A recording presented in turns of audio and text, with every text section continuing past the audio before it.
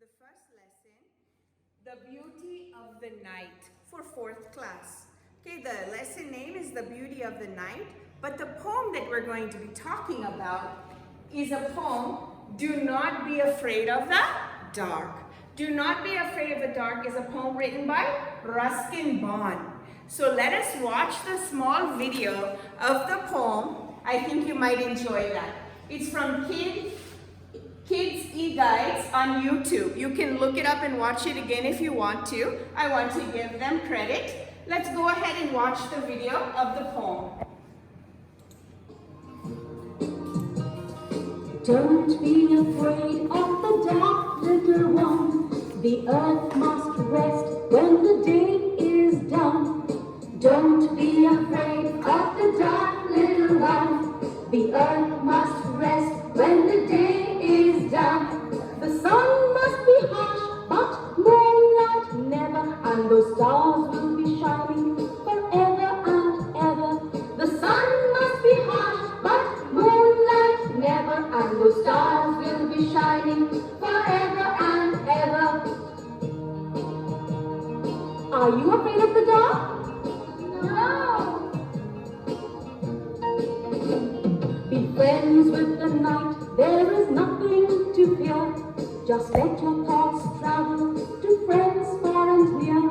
Be friends with the night, there is nothing to fear. Just let your thoughts travel to friends far and near. By day it does seem that our troubles won't cease, but at night, late at night, the world is at peace. By day it does seem that our troubles won't cease, but at night, late at night, the world is at peace.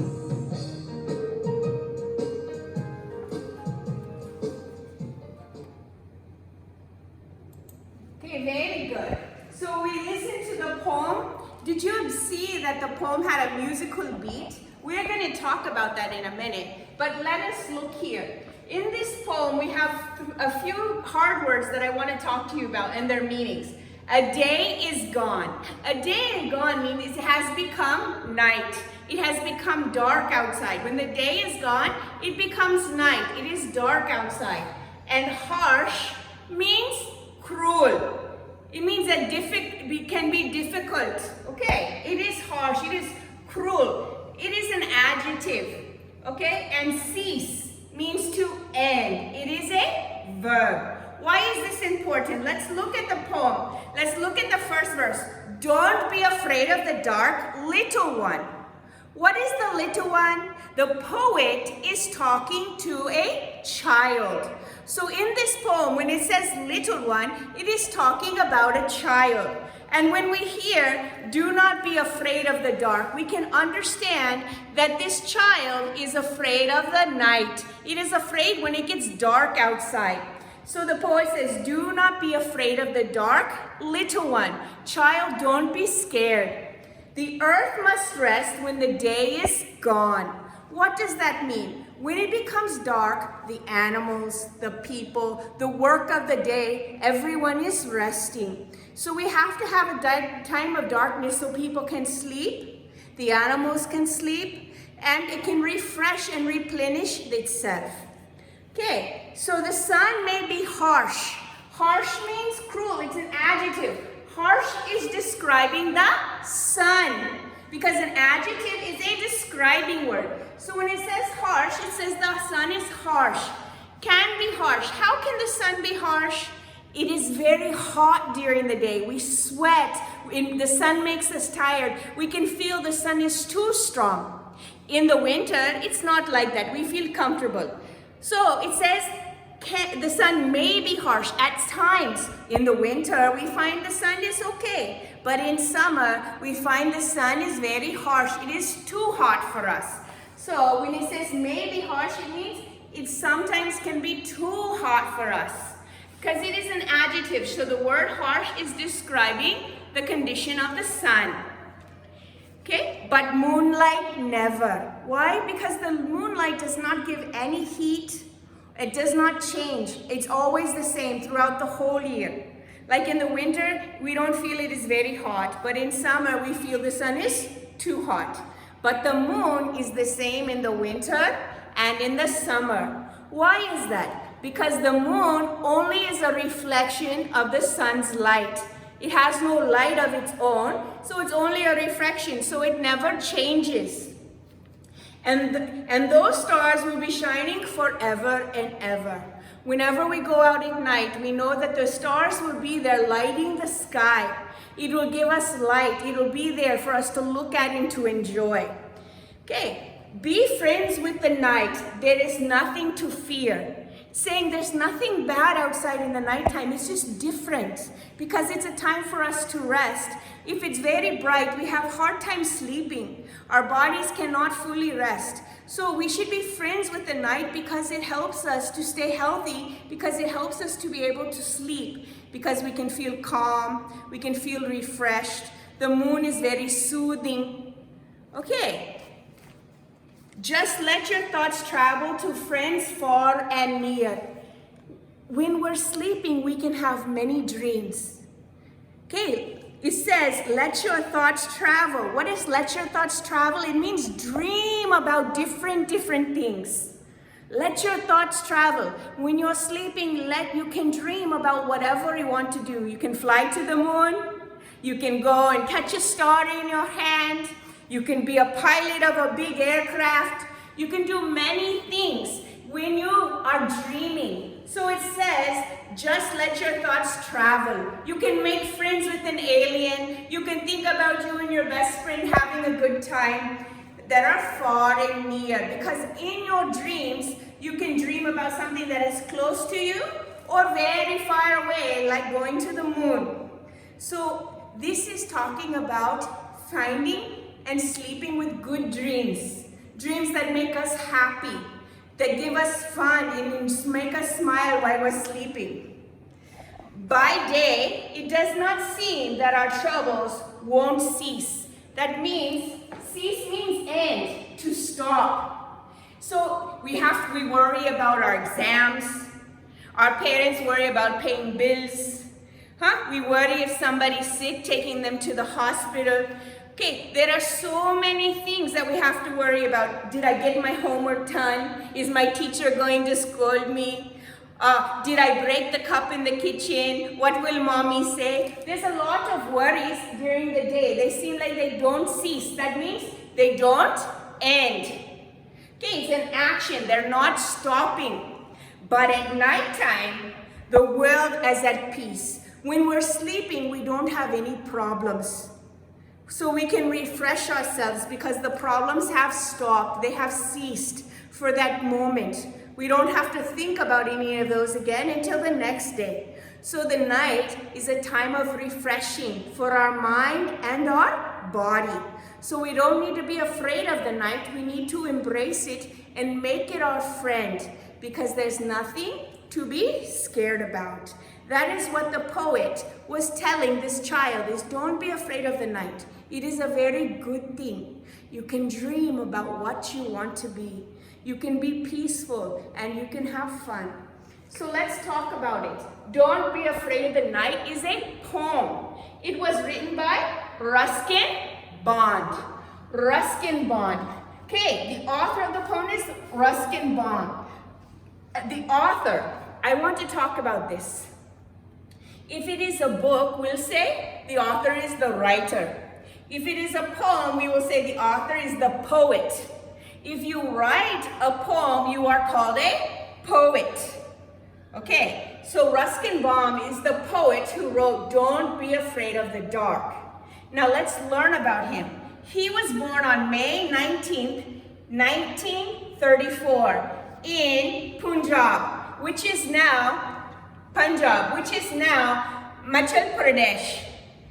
Okay, so he was born in Punjab, which is now Madhya Pradesh. Under the time when the British were ruling, he was born. Okay, he's popular for introducing children's literature to India. So here I want you to see introducing. That means there was not a lot of children's literature at that time. He brought the idea of making books and stories for children to India. So that is one thing that he is remembered for and very popular, because most of his books are for children. He has written more than 500 short stories, essays, and novels. His best-known work is The Blue Umbrella. What is his best-known work? The Blue Umbrella. Best-known work means what he's famous for. Which book he's famous for? The Blue Umbrella. He has also won many awards. The Padma Shri in 1999 and the Padma Bhushan in 2014. He won these awards for his writing because he's a very talented writer. Okay, he not only wrote poems, he's not only a poet, he's also a writer. Now, I want to talk about the poem. You can pause the video at any time to take notes in your notebook, and then you can continue. Okay, a poem can be written about any topic. A poem can be written on any topic. It can be written about the stars, the moon, animals, the earth. It can be talked about aliens. It can be about your sister. It can be about your friends. It can be about a bird. You can write a poem on any topic. That means anything you like. You can write a poem about. But a poem helps you to think and to reflect, to remember something or to think about something. Okay? It usually has a musical effect. If you remember, first I showed the video, it was to music. Usually, poems can be put to musical effect, and they usually have rhyming words. And they are divided into stanzas, and they are written by a poet. Go ahead and look at this 1 minute while I put something on the computer for you.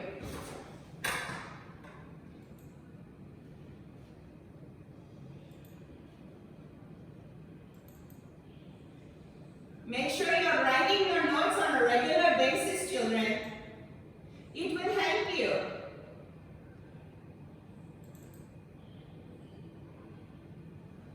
Okay, come here once.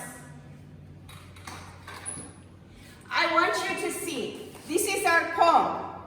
Okay, do not be afraid of the dark. The one in our story. It can be, a poem is divided into stanzas. So here is the first stanza.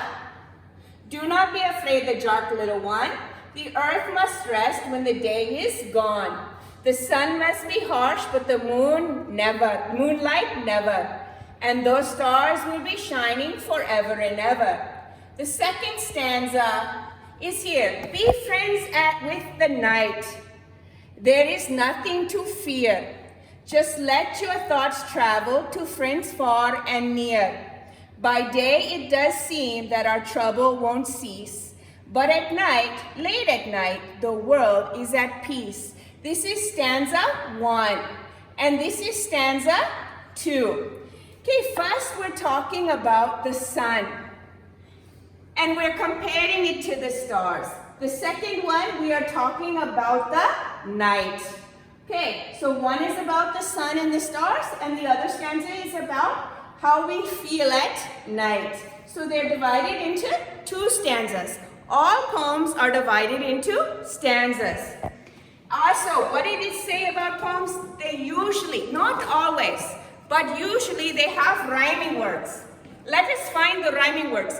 They are at the end of the sentences. Okay, one and done, rhyme. One, done. And for a rhyming word, the last 2 or 3 letters should be the same. So O-N-E-1, D-O-N-E-1. See, O-N-E-1, O-N-E-1. So it is a rhyming word. Never, ever. Never, ever. N-E-V-E-R. E-V-E-R. Do you see the same letters coming again? That is because never and ever rhyme. Next, we have fear and near.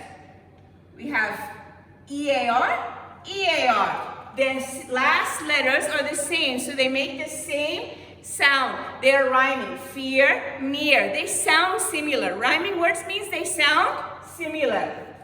Cease, peace. They sound the same. Here is C and here is S. Because sometimes C sounds like S. So, but they have the same sound. Not exactly the same letters, but the same sound. So cease and peace also rhyme. So these are the things that we need to know about a poem. You can write a poem on any topic. I want you to choose something in your house or something in your family or outside that you like and write a small poem, at least one stanza. And what it makes, you have to think what you want it to make people think. Can I sing it? Can I put it to music? Does it have a beat? Does it have any beat? Do the words at the end of the sentences rhyme? Okay, I'm asking you. You can write as many stanzas as you want, but at least write one stanza. And you are going to be the poet. So write your name at the end of your poem. Okay. In this lesson, lesson 1, there are 3 grammar points. I don't want to teach all 3 grammar points in one video because I don't want you to get it mixed up in your mind. So today I'm going to talk about homographs. What? Homographs. But before we talk about homographs, I want us to remember what we already learned of homophones. So let's revisit homophones so we can understand the difference between homographs and homophones. What did we learn last year? We learned homophones. When we look here, homo means same. And phones means sound. Okay, so same sound. When we learned last year was homophones, it means same sound. Now we're going to learn homographs. It means same letters. What do you think the difference is going to be? Yes, you're right. This will sound the same, but this will be written the same. Let's just revise 1 minute.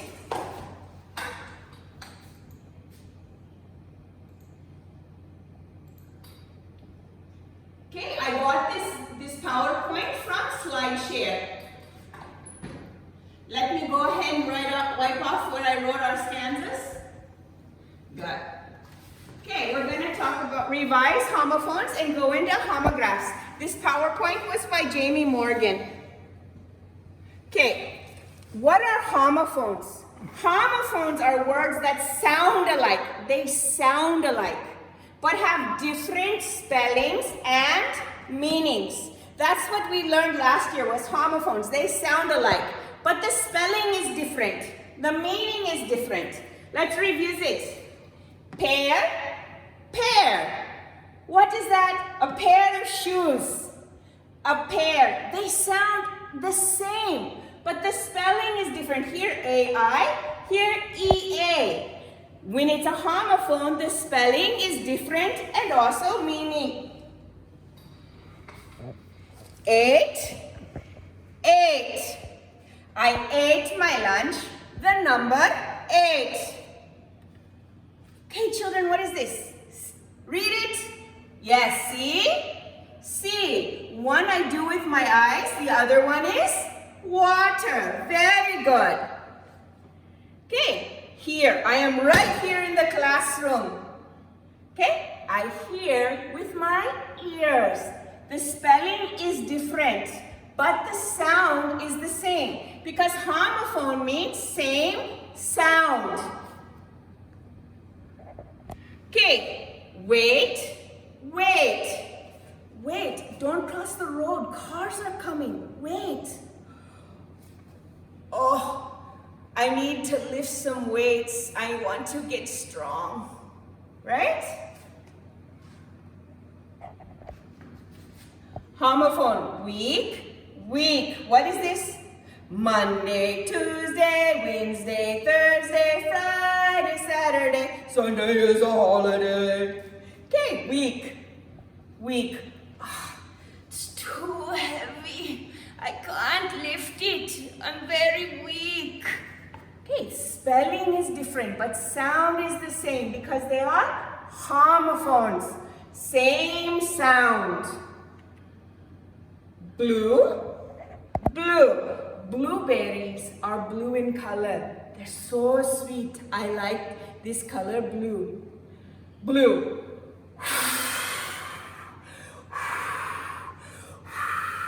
I blew out the candle. Okay, blue. That means air, right? Night. It's time for bed. It's become night. Night. It's working for the king, defending the country. Okay, same sound. Different meanings and spellings. Okay. Now, let us go to what our new lesson is. Are you ready for that? Homographs. What? Homographs. What did we say? Homo means same. Graphs means letter. What? Homo means same. Graph means letters. That means it has the same letters. It is spelled the same. We may say the words differently, but we may say them the same, but their spelling is the same. Sometimes we'll say them the same, sometimes we'll say them differently, but the meanings are different. So sink, where I wash my hands. Sink, I'm going under the water. Okay, both are S-I-N-K, S-I-N-K, but they have different meaning. So when I read it, based on this sentence, I can understand the meaning. Trip. I'm going on a trip to the Himalaya mountains with my family. That means I'm traveling. Trip. I fell over something. I tripped. I fell down. I tripped over something. Okay, they have different meanings. One means I'm going somewhere, I'm traveling. This one means I fell. Okay, but the spelling is the same because they're homographs. That means same letter, that means same spelling, but the meanings change. Tear. Now look at this one. T-E-A-R, T-E-A-R. Tear means the water that comes out of your eye when you're crying, right? But here, we say tear. We say tear. Tear, tear. Here we pronounce the E. Here we pronounce the A. Tear, tear. We know how to say it based upon the sentence it's in. His eyes were full of tears. Don't tear your book. Okay, homograph means same letter, but we can say them differently, or we can say them the same. It depends on the word. Don't get confused by it. Bow. There is a bow on the package. Bow. There is a bow on the package. B-O-W. Here, B-O-W. But we say bow. Here we say only long O, bow. Here we say O-W, ow. Bow, bow. The spelling is the same, but the sound changes because the meaning changes. Okay? Not all words will change sound, but a lot of them do. We have to realize how we're using it. This one is the same. Scale, scale. The meaning changes, but the sound is the same. I am scaling to the top of the mountain. I need to stand on the scale to check my weight.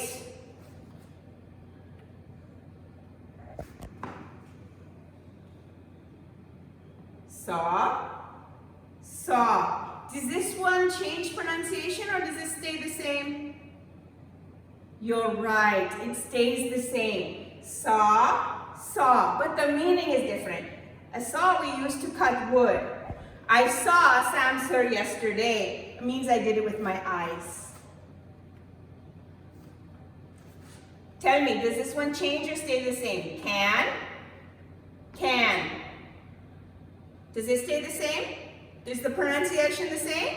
Yes, it is. But the meaning is different. This means a metal container that we keep cool drinks in, right? Can. I can do it. I can do my homework. I can win the fight. I can become a professional teacher. Can. Okay, so remember, you can see homophones. Choose which word fits the best. We're going to do homophones now. You help me find out which is the best homophone. The spellings are the same, but they have different meanings. And I want you to practice saying the correct way of pronouncing it. The dash on my pencil broke. Point, shine, eraser.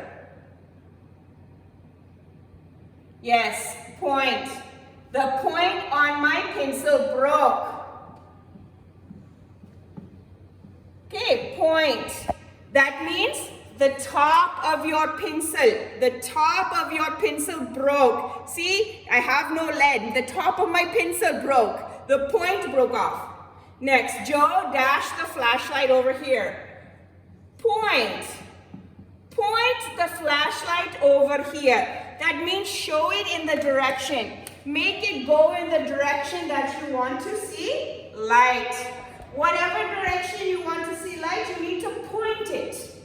Okay, so that is, they have different meanings, but same spelling. Did you see that? Okay, let's go to the next slide. Okay, what are our option words? Tub, sink, float. Wash your hands in the, what is it? Yes, sink.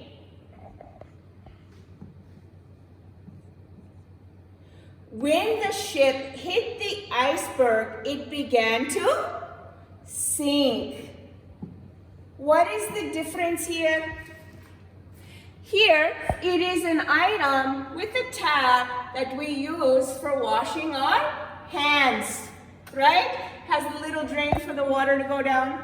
And here, the ship was going under the water. It was sinking. Sink means to go under the water. They have the same spelling, but they have different meaning because they are homographs. Homographs have same spelling. What has same spelling? Homographs. Very good.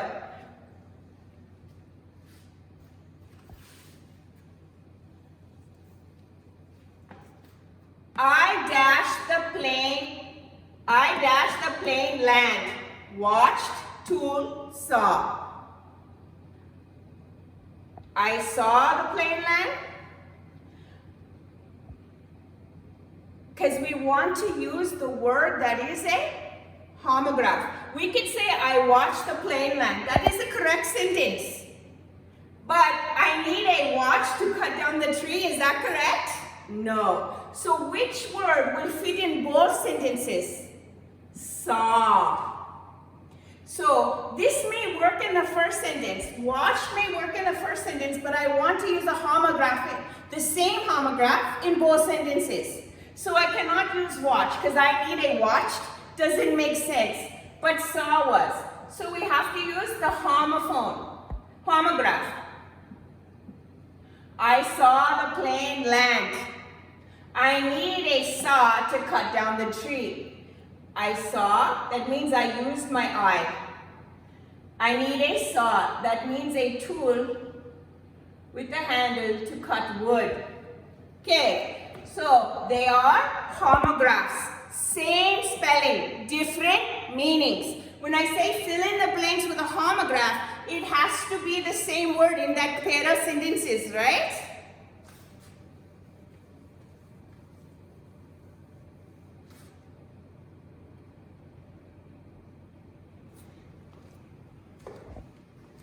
So, let us just think for a moment. I think you've listened for a long time. You understand very well. Let's just go over a couple of words that we can see the difference from what we learned last year, homophone, and what we are learning now. Because I will ask you, is this a homophone? Or is this a homographs? Okay, so here we have right and right. See, they say the same thing, but they have different spellings. Right, right. They sound the same. Homophone means sound the same. Now homograph, that means they have the same letters. That means spelling is the same, right? The spelling will be the same.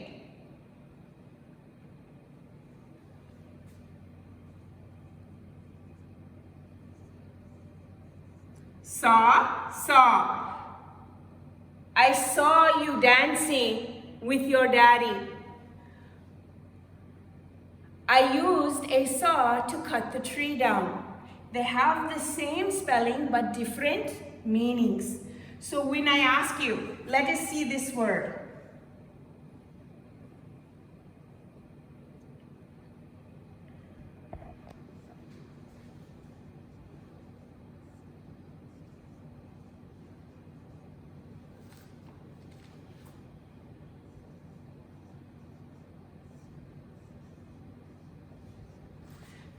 Which one is a homophone? Which one is a homograph?